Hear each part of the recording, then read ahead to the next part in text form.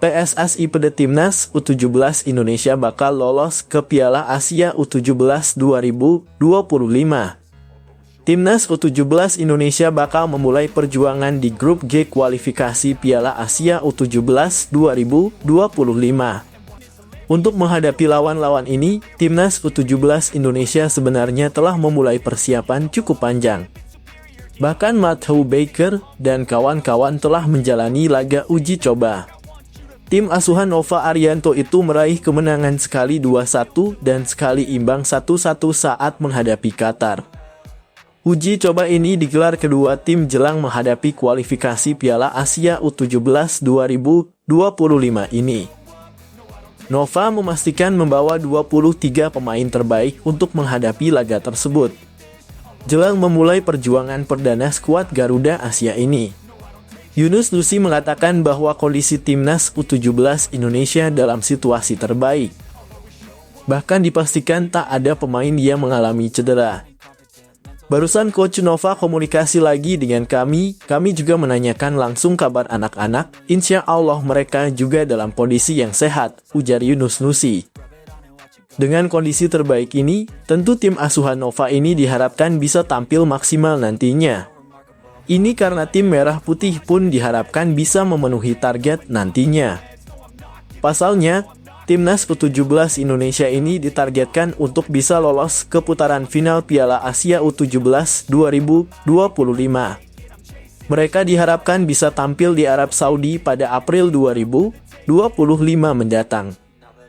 Timnas U17 Indonesia ini diharapkan bisa mengejar senior-seniornya yang sudah memastikan lolos ke Asia. Timnas U20 Indonesia dipastikan telah lolos dan bakal tampil di Piala Asia U20 2025 pada Februari mendatang. Kemudian, Timnas U23 Indonesia juga dipastikan bakal tampil di Piala Asia U23 edisi mendatang setelah mereka tampil hingga babak semifinal Piala Asia U23 2024 lalu. Untuk itu, tim asuhan Nova Arianto ini diharapkan bisa menyusul Timnas U20 Indonesia yang telah lolos lebih dahulu. Kita berharap juga hari Rabu mereka mulai melakukan pertandingan, kata Yunus. Kami sangat optimis mereka bisa melewati fase ini sebagaimana yang dilalui Coach Indra Syafri di U20 kemarin, tuturnya.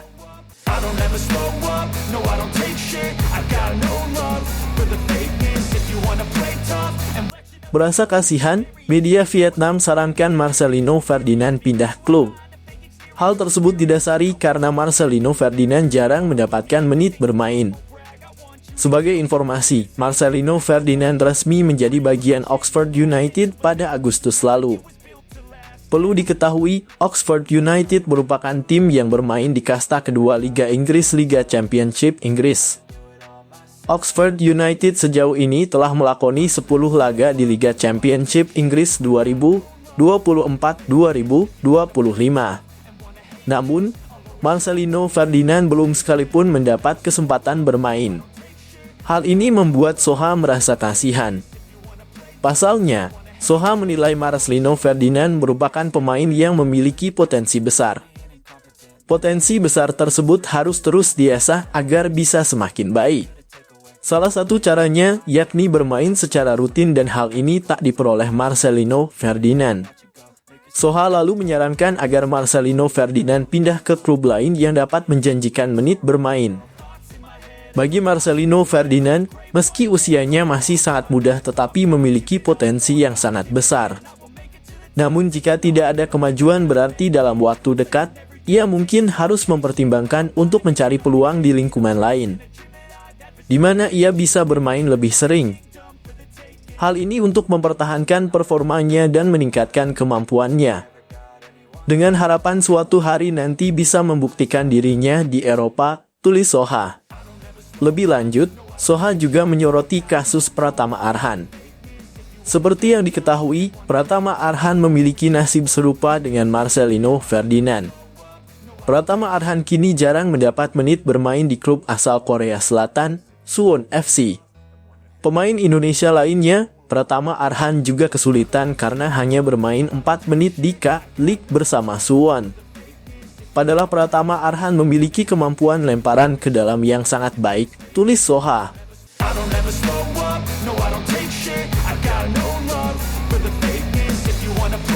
Tampil cemerlang di FC Dallas, Maarten Paes masuk nominasi penyelamatan terbaik di MLS musim ini. Kepastian itu didapat usai nama kiper kelahiran Nijmegen tersebut masuk dalam daftar nominasi penyelamatan terbaik MLS 2024. Pengumuman tersebut ditampilkan di akun Instagram milik MLS. Penyelamatan ganda, penyelaman, refleks akrobatik, dan masih banyak lagi, tulis akun resmi MLS. Siapa yang mendapat penyelamatan terbaik tahun ini? Lanjutnya. Penyelamatan Paes yang masuk dalam daftar nominasi terjadi pada 30 Mei 2024. Saat itu, kiper timnas Indonesia tersebut tampil menghadapi LA Galaxy di Stadion Dignity, Carson. Maarten Paes sukses menyelamatkan tembakan penalti pemain LA Galaxy, Gabriel Pech. Tak hanya satu, Paes melakukan penyelamatan double dalam momen tersebut. Bola muntah hasil penalti sempat jatuh ke kaki Pech, tetapi tembakan Pech berhasil ditepis kiper timnas Indonesia tersebut. Penentuan pemenang penghargaan Save of the Year MLS 2024 ditentukan berdasarkan voting terbanyak dari para penggemar. Voting telah dibuka di website MLS mulai Senin 21 Oktober 2024 hingga 28 Oktober 2024. Meski begitu, Maarten Paes harus melalui persaingan berat untuk mencapai penghargaan tersebut. Maarten Paes harus bersaing melawan sejumlah kiper top dunia di MLS 2024. Paes harus bersaing dengan Brad Stuver, Roman Burki, hingga Hugo Lloris. Meski demikian, dukungan publik tanah air bisa memperkuat kesempatan Maarten Paes untuk memenangkan penghargaan tersebut. Warganet tanah air juga sudah banyak yang mendukung Maarten Paes melalui komentar di akun Instagram MLS. Seperti yang diketahui, musim reguler MLS 2024 sudah selesai. Maarten Paes absen dalam beberapa laga terakhir FC Dallas di MLS 2024. Hal ini karena kiper timnas Indonesia tersebut sempat mengalami cedera tangan. Meski begitu, dirinya masih sempat membela skuad timnas Indonesia pada Oktober 2024 lalu. Kini, MLS bakal libur hingga sekitar Januari 2025. Itu artinya, Maarten Paes masih bisa berkesempatan untuk membela timnas Indonesia di ASEAN Cup 2024. ASEAN Cup 2024 bakal digelar pada Desember 2024 Januari 2025.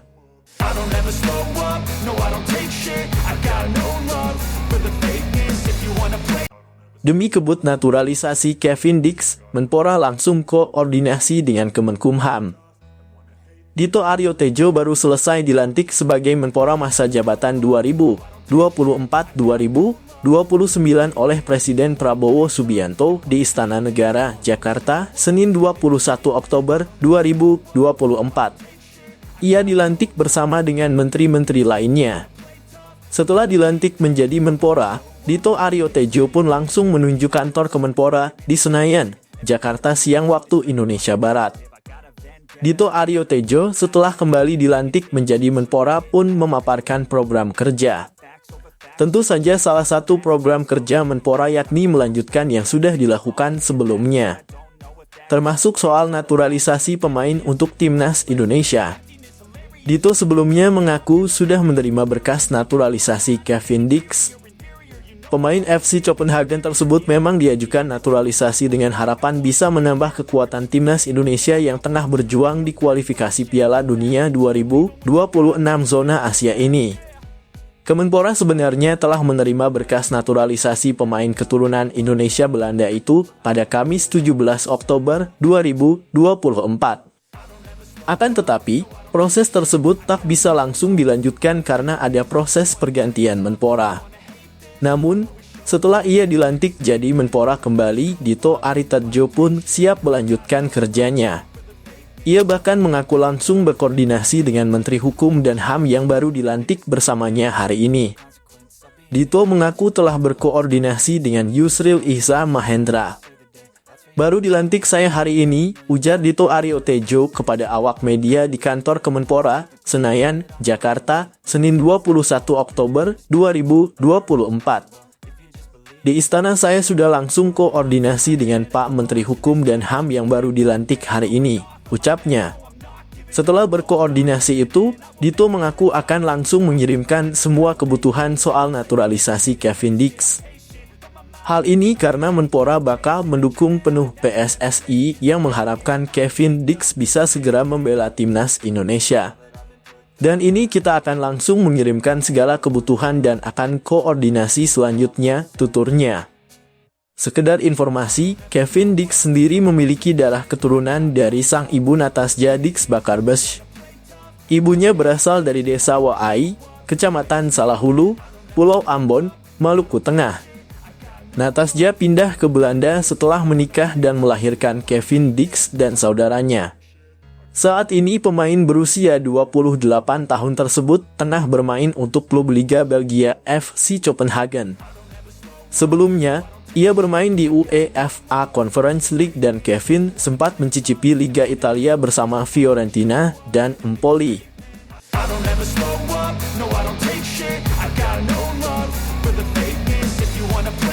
Lagi pulang kampung, PSSI evaluasi Shin Tae-yong usai balik dari Korea Selatan. Sebelumnya, Ketua Umum PSSI Erick Thohir mengatakan akan melakukan evaluasi setelah timnas Indonesia mendapatkan hasil tak memuaskan. Timnas Indonesia memang mendapatkan hasil tak memuaskan dalam 2 laga melawan Bahrain dan Cina pada lanjutan grup C kualifikasi Piala Dunia 2026 zona Asia. Skuad Garuda sebenarnya dalam 2 laga melawan Bahrain dan Cina ini ditargetkan masing-masing mendapatkan 3 poin. Namun, Jay Itzes dan kawan-kawan hanya mampu meraih 1 poin dari hasil imbang melawan Bahrain. Kemudian dalam laga melawan Cina, tim asuhan Shin Tae-yong menelan kekalahan. Untuk itu, PSSI bakal mengevaluasi timnas Indonesia setelah meraih hasil tak memuaskan tersebut. PSSI akan bertemu dengan Shin Tae-yong setelah hasil tersebut. Akan tetapi, setelah timnas Indonesia selesai berjuang melawan Bahrain dan Cina tersebut, Shin Tae-yong justru dikabarkan telah pulang kampung ke Korea Selatan.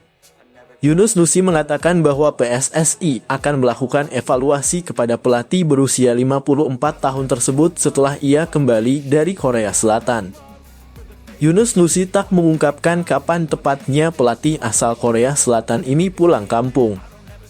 Namun, ia hanya memastikan soal evaluasi timnas Indonesia itu bakal dibahas saat Shin kembali ke Indonesia nantinya. Yunus tak mengungkapkan tanggal kembali Shin ke Indonesia. "Sepulang beliau dari Korea Selatan, lagi istirahat beliau," ujar Yunus Nusi. "Belum tahu berapa lama nanti, saya belum tahu persis, khawatir lupa tanggal pulangnya," ucapnya. Saat Shin Tae-yong pulang kampung, sebenarnya Ketua Umum PSSI Erick Thohir juga masih disibuk dengan jabatannya di pemerintahan.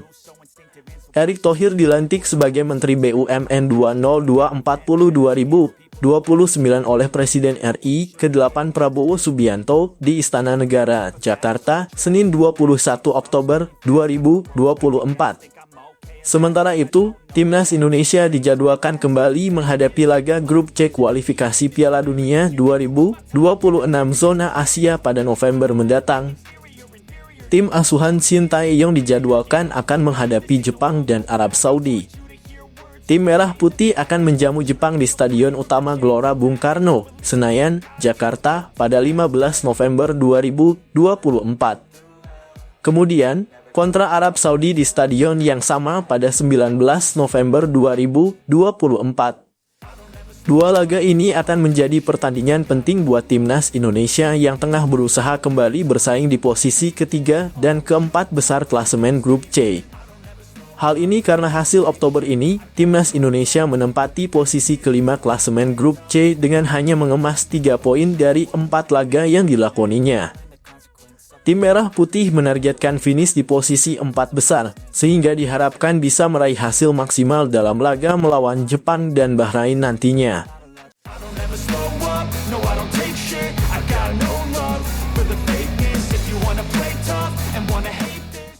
Pastikan kondisi rumput SUGBK bagus, Timnas Indonesia siap jamu Jepang. Stadion GBK dipastikan bagus dan Timnas Indonesia siap menjamu Jepang. Timnas Indonesia dijadwalkan akan menjamu Jepang dalam laga kelima grup C kualifikasi Piala Dunia 2026 zona Asia di SUGBK, Senayan, Jakarta pada 15 Maret 2025. Kemudian laga ke-6 grup C, Tim Merah Putih akan menjamu Arab Saudi di stadion yang sama pada 19 November 2025. Jelang pertandingan melawan Jepang dan Arab Saudi, Stadion Gelora Bung Karno menjadi sorotan. Sebenarnya ini bukan pertama kalinya Sugbek menjadi sorotan. Hal ini karena beberapa kali saat Timnas Indonesia main di kandang, kondisi rumput SUGBK selalu menjadi sorotan. Untuk itu, jelang melawan Jepang dan Arab Saudi ini, PSSI pun terus menjaga komunikasi dengan pengelola GBK. Sebulan lagi Timnas Indonesia melawan Jepang dan ini menjadi laga penting buat skuad Garuda yang bertekad untuk bersaing di posisi 4 besar klasemen grup C. Yunus Nusi mengatakan bahwa Jay Idzes dan kawan-kawan dipastikan akan menjamu Jepang di SUGBK. Ya insya Allah di GBK, ujar Yunus Nusi. Yunus Nusi mengklaim bahwa pihak pengelola GBK sudah berkomitmen agar lapangan dalam kondisi terbaiknya. Ia bahkan memastikan kondisi rumput bagus dan siap untuk dipakai nantinya. Sudah ada komitmen, lapangannya sudah bagus, rumputnya juga sudah disiapkan dan memang itu yang kita harapkan, ujar Yunus Nusi kepada awak media. Dalam kesempatan ini, Yunus Nusi pun berharap Presiden RI baru Prabowo Subianto pun datang nonton Timnas Indonesia nantinya. Mudah-mudahan Pak Presiden baru kita bisa nonton dengan lapangan yang baik, kata Yunus. Pria berusia 54 tahun tersebut mengaku sudah inspeksi dan sudah melihat kondisi lapangan SUGBK. Timnas Indonesia sebelumnya sudah melawan Australia di SUGBK pada September lalu. Saat itu, kondisi rumput sub mendapat sorotan. Menurutnya, saat ini perawatan pun terus dilakukan, sehingga ia percaya tim Merah Putih siap menjamu Jepang. Tentu bukan hanya Jepang, skuad Garuda juga akan menjamu Arab Saudi. Kita sudah lihat kondisi rumput GBK, jelas Yunus. Alhamdulillah lapangannya sudah siap semua, tuturnya. Sekedar informasi, Timnas Indonesia saat ini menempati posisi kelima klasemen grup C kualifikasi Piala Dunia 2026 zona Asia. Skuad Garuda baru mengemas 3 poin dari 4 laga yang dilakoninya. Untuk itu, apabila ingin bersaing di posisi 4 besar klasemen grup C ke depannya, tim Merah Putih harus bisa meraih hasil maksimal dalam laga melawan Jepang dan Arab Saudi nantinya.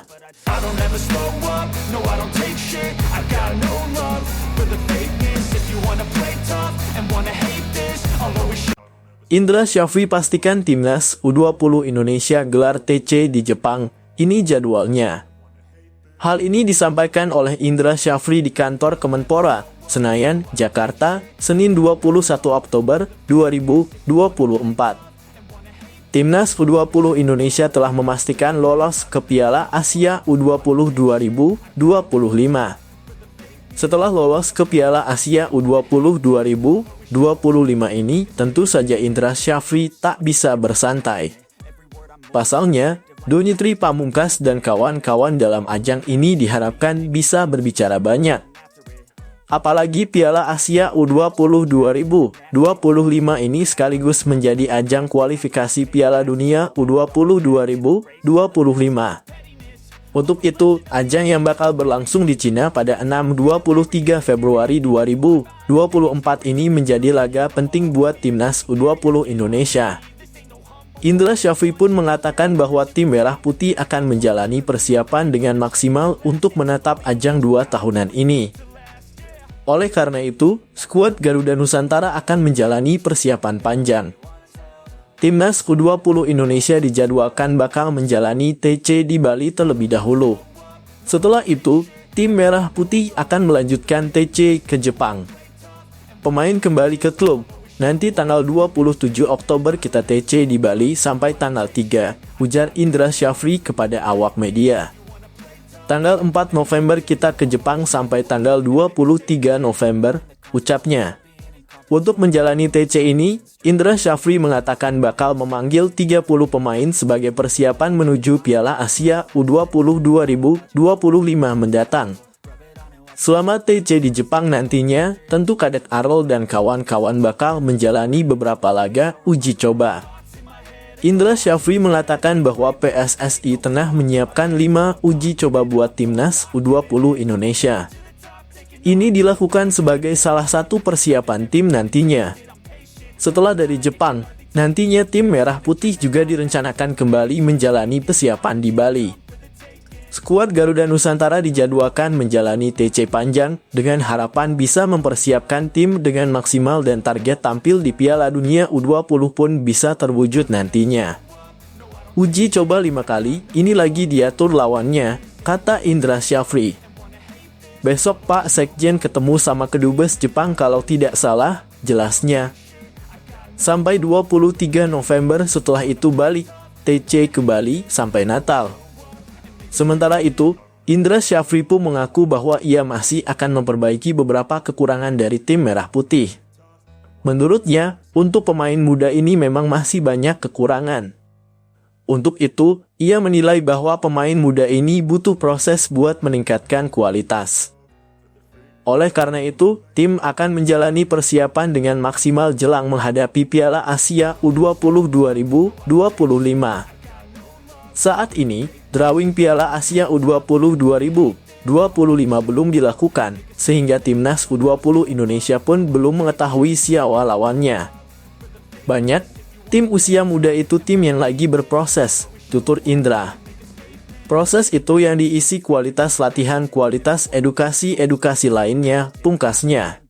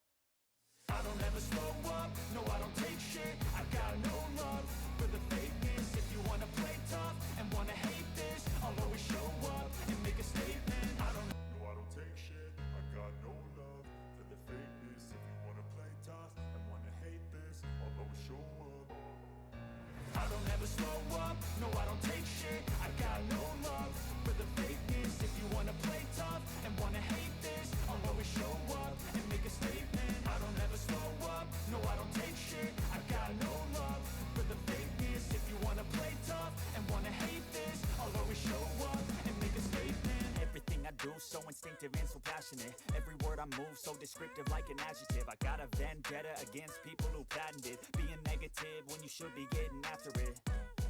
I got facts over tracks, this and that, spitting slow, spitting fast. I could roast, I could gas, think I'm okay at last, but I don't know if that can erase all the past and the pettiness, a reflection of the emptiness. Hilarious, you think you're worth my time, you're delirious, mysterious, because you hide behind a fake exterior. Inferior, you know I'll always be a bit superior. Get off of me, this ain't no humble brag. I want you to hear words, you can say them back. I want you to feel free from the chains at last, and to believe in what you got, it was built to last, yeah.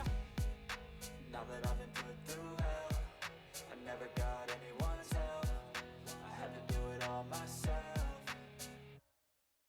I don't ever slow up, no I don't take shit. I got no love for the fakeness. If you wanna play tough and wanna hate this, I'll always show up and make a statement. I don't ever slow up, no I don't take shit. I got no love for the fakeness. If you wanna play tough and wanna hate this, I'll always show up and make a statement. Gonna learn the consequence of being incompetent. Mental health is confidence, dreams and some honestness. I'm not here to save the day, that's for you to take away. I could play a million mind games, but instead I say something not illogical, something that is topical. Rub it on and watch it go, make yourself unstoppable. Dreams are irresponsible, but they're always possible. If you just believe, you could be so remarkable. Thoughts in my head, a collage and they spread. I don't ever slow up, no I don't